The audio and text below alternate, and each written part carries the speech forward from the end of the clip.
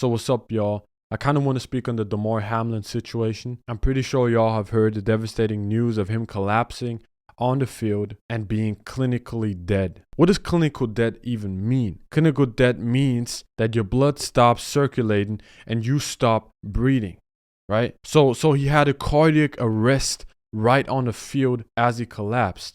What is a cardiac arrest? It's when your heart stops functioning and you stop breathing and lose consciousness. And despite this being a sad story, one can still draw good out of it.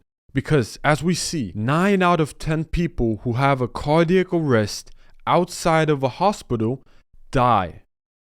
They die within a few minutes, right? Within minutes. And let's just see. It says here, on-site medical professionals administered CPR, which is a process done to double down your chance of staying alive. And they did that for approximately 10 minutes before the ambulance came, before he was transported to the hospital.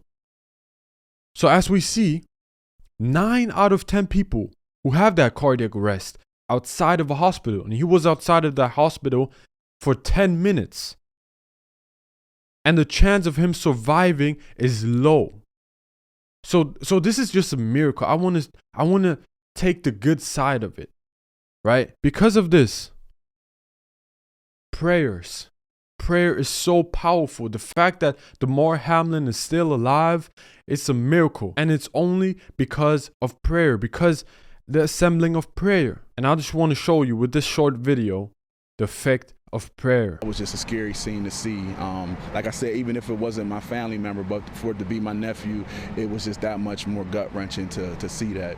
Damar Hamlin's uncle, Dorian Glenn, was watching the Bills-Bengals game with family members in Pittsburgh when he saw his nephew collapse. We went from trying to console his little brother to the whole living room was crying. We were all in tears. On the field, medical personnel quickly began CPR before taking Hamlin to the hospital. If not for what they did, my nephew would be dead right now. Glenn said Hamlin has lung damage and can't breathe on his own. He was receiving 100% oxygen from a ventilator, but now that's down to only 50%.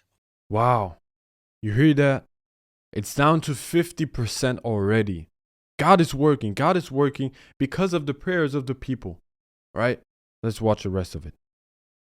His heart went out twice. Went out on the field when they resuscitated him. And then when he got back to the hospital, went out a second time, and they had to hit him with the defibrillator. Around Cincinnati, fans gathered for the 24-year-old. A vigil outside the hospital took a moment of silence at 8:55, the time Hamlin collapsed Monday night.